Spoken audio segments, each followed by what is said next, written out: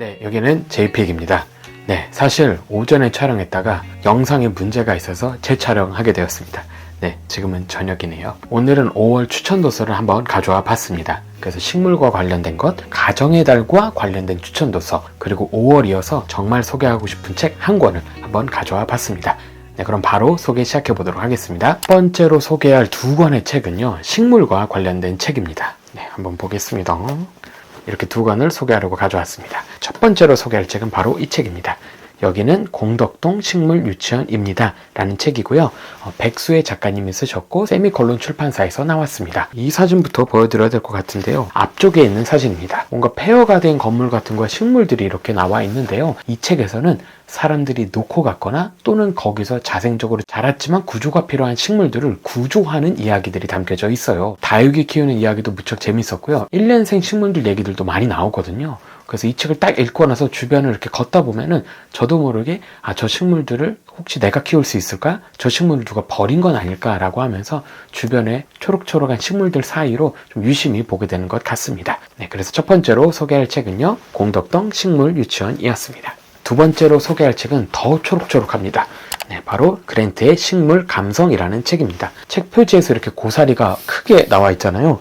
금박으로 이렇게 박도되어 있는데 표지를 이렇게 문지르면 냄새가 난다고. 그래서 실제로 이렇게 해서 이렇게 맡으면 허브향? 약간 민트향 같은 게 나요. 이 책은 되게 초록초록하게도 나왔고 실제로 반려식물들에 대한 이야기가 담겨져 있습니다. 책을 이렇게 내부를 살펴보면요, 이렇게 고퀄의 식물들의 사진들이 많이 나옵니다. 사진 보는 재미로도 이 책을 볼 수가 있거든요. 이렇게요. 아주 중요한 식물 키우는 팁들도 나옵니다.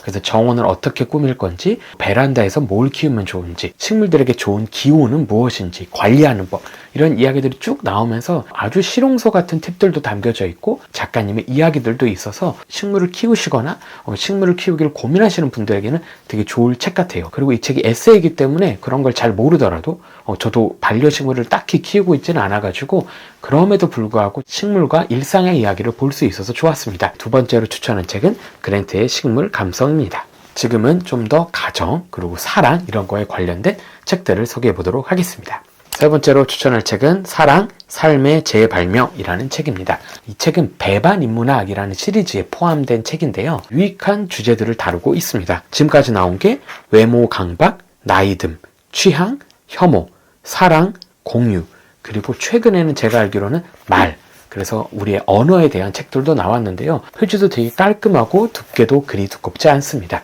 그래서 이 책에서는요, 사랑에 대한 여러 이야기들을 던져요.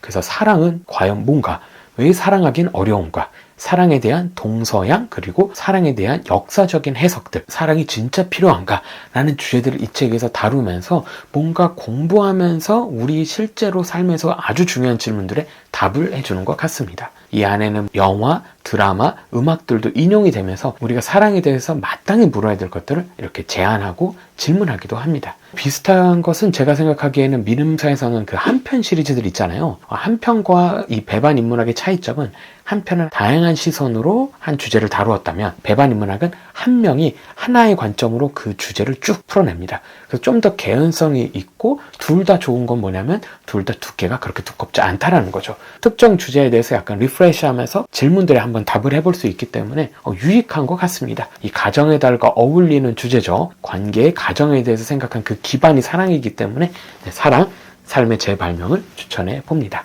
그 다음에 소개할 두 권의 책은 사실 조금 묵직한 질문을 던집니다.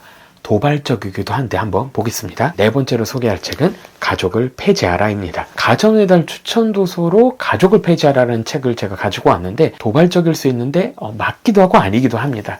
이 책에서는 몇 가지 포인트가 있는데요. 첫 번째로 이 책에서 얘기하는 이 가족 제도랑 가족과는 다릅니다. 우리는 가족들이 있잖아요. 그 가족과 이 책에서 사실 공격하고 있는 가족 제도는 다릅니다. 두 번째, 가족 폐지에 대한 이야기들은 사실상 고대 그리스 때부터 있었다라고 이 책에서는 얘기를 합니다. 그 근거 중에 하나가 플라톤의 국가론이거든요. 가족 제도가 그렇게 당연하고 자연스러운 게 아닐 수도 있다라고 질문을 던지고요. 세 번째는요, 이 가족이라는 말에 가치 부여를 너무 하다 보니까 덮어버리고 있는 문제들이 꽤 있다는 거죠.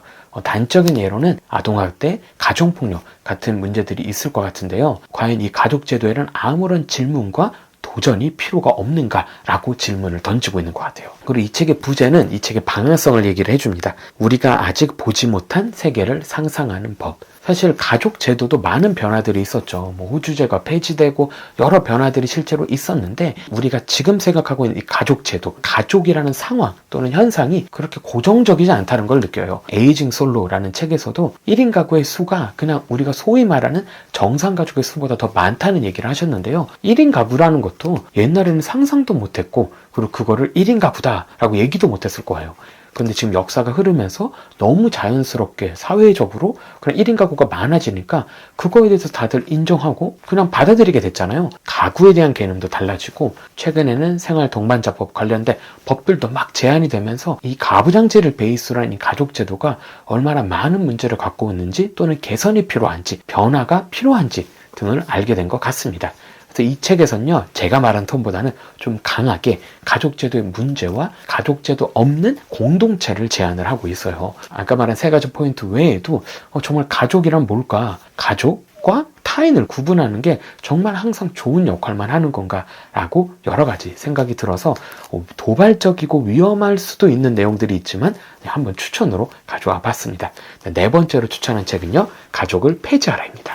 다섯 번째로 소개할 책은요, 넷플릭스 드라마 더 글로리랑 연관된 주제를 다루고 있습니다. 괴롭힘은 어떻게 뇌를 망가뜨리는가? 이 책은 괴롭힘과 신경과학 또는 뇌과학과 연결지어서 얘기를 하고 있습니다. 몇 년 전부터 계속해서 나오는 학교폭력에 대한 이야기들이 있잖아요. 피해자들은 학교폭력 가운데서 너무 큰 고통과 어려움 때문에 정말 힘든 시간들을 통과하고 있는데 가해자들은 너무 떳떳하거나 뭐 실수다, 뭐 가벼운 장난이었다 라는 식으로 그냥 합리화하고 양심의 가책도 없는 사람들을 종종 볼 때 공분을 사기도 하는데요. 이 책은 뇌과학적으로 그걸 더 진지하게 파고듭니다. 즉 누군가의 괴롭힘, 언어적, 관계적, 정서적 괴롭힘, 가스라이팅도 그 안에 포함이 됐겠는데요. 그런 게 실제로 사람의 뇌와 신경망에 얼마나 큰 흔적과 피해와 고통을 초래하는지를 다루고 있습니다. 이렇게도 얘기할 수 있는 거죠. 괴롭힘은 뇌 손상을 야기한다. 괴롭힘을 가볍게 여겨서도 안 되고 여겨질 수 없는 것이라고 이 책은 되게 과학적인 근거로 가해자들의 장난스러운 합리화를 무너뜨리고 있는 것 같아요. 이 책의 목표를 저자는 이렇게 얘기하고 있어요. 책의 목표는 당신이 치유될 수 있다는 것이다. 트라우마를 이기는 방법들을 이 책에서는 제안을 하면서 그 뇌는 다시 회복될 수 있다. 당신도 회복될 수 있다. 라고 하면서 회복에 대한 제안들도 던지고 있습니다. 책은 조금 묵직하지만요. 챕터마다 정리를 하면서 아까 제가 얘기한 그 두 가지 내용으로 얘기를 하고 있기 때문에 생각보다 쉽게 그렇지만 약간 무겁게 읽을 수 있는 책입니다. 책에서는 그 괴롭힘을 음악계, 스포츠계의 괴롭힘도 얘기를 하면서 훈육에 대한 얘기들도 합니다. 훈육이라는 이름으로 벌어지고 있는 그 괴롭힘들을 얘기를 하면서 모든 괴롭힘은 결국에는 괴롭힘이다 라고 못을 받고 있습니다. 책을 좀 가정의 달에 같이 읽으면서 가족에 대한 생각, 아이들을 우리가 어떻게 대하는지, 우리 주변 사람들 어떻게 대하는지를 좀 생각해 봤으면 좋겠습니다. 제가 마지막으로 이제 소개할 책은요, 소설이고요. 광주 민주화 이야기를 담고 있는 소설입니다. 바로 이 책입니다. 소년이 온다.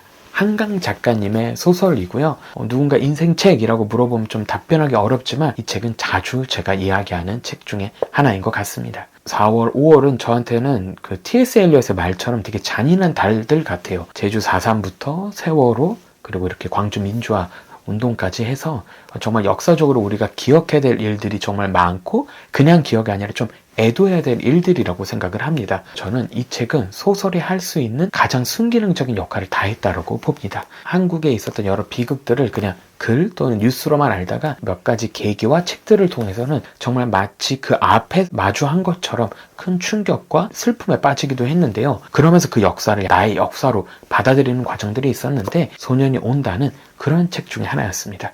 5.18의 현장으로 초대했고 그 비극 앞에서 진짜로 내 마치 지인이 또는 내 가족이 내 친구가 어쩌면 내가 그 현장에 있는 것처럼 느끼게 해서 너무 많이 울면서 읽었던 책인데 그냥 울 게 아니라 그 사건이라는 게 너무 끔찍해서 학생들도 포함된 그 수많은 시위대들을 향해서 군사적인 작전이 펼쳐졌다는 것 그리고 총이 쏴졌다라는 거, 막 이런 것들을 볼 때 그 비극이 그냥 멀리서가 아니라 정말 코앞에서 어쩌면 바로 내 얼굴에 대고 일어난 일처럼 느끼게 만든 정말 소설다운 소설이었습니다. 이 책의 제목이 소년이 온다인데 여러분이 끝까지 읽다 보면 소년이 누구인지 이 제목의 뜻이 뭔지를 딱 깨닫는 순간 정말 저는 꺼이꺼이 울었어요. 그러니까 정말 이게 나한테 너무 확 다가오는 바람에 5월의 강조를 기억하면서 이 책을 다시 읽어보려고 합니다. 작가의 말 부분을 한번 조금 읽어보도록 하겠습니다. 눈 덮인 무덤들 속에서 마침내 그의 것을 찾아냈다. 오래전에 찾았던 망월동. 그의 묘에는 사진 없이 이름과 생몰 연도만 있었는데 이제는 학생 기록부에 있었던 것을 확대한 흑백 사진이 묘비에 붙어 있었다. 그의 오른편과 왼편 무덤은 모두 고등학생들의 것이었다. 아마도 중학교 졸업사진일 검은 동복 차림에 앳된 얼굴들을 나는 들여다보았다. 어젯밤 그의 형은 계속해서 말했다. 동생이 운이 좋았다고? 총을 맞고 바로 숨이 끊어졌으니 얼마나 다행이냐고. 그렇게 생각하지 않느냐고 이상하게 열기띤 눈으로 내 동의를 구했다. 동생과 나란히 도청에서 총을 맞았으며 동생과 나란히 묻힌 고등학생 하나는 바로 안 죽고 살아있다가 확인사살을 당했던 모양이라고. 이장하면서 보니 이마 중앙에 구멍이 뚫리고 두개골 뒤쪽은 텅 비어 있었다고 말했다. 머리가 하얗게 센 그 학생의 아버지가 입을 막고 소리 없이 울었다고 말했다. 나는 가방을 열었다. 가지고 온 초들을 소년들의 무덤 앞에 차례로 놓았다. 한쪽 무릎을 세우고 쪼그려 앉아 불을 붙였다. 기도하지 않았다. 눈을 감고 묵념하지도 않았다. 초들은 느리게 탔다. 젖은 양말 속 살갗으로 눈은 천천히 스며들어 왔다. 반투명한 날개처럼 파닥이는 불꽃의 가장자리를 나는 묵묵히 들여다보고 있었다. 한강 작가님이 이 소설을 쓰실 때 광주에 있었던 일들을 조사하셨고 증언들을 수집하셨고 인터뷰하시면서 이렇게 소설로 만드셨는데요. 이 소설은 소설로서 당연히 너무 아름답고요. 한국의 그 비극을 우리 앞으로 가져와서 우리에게 손을 내미는 이야기로서 너무 완벽하게 5월에 가장 추천하고 싶은 소설로 가져와 봤습니다. 네, 이렇게 해서 5월에는 이렇게 6권의 책들을 추천해 봤습니다.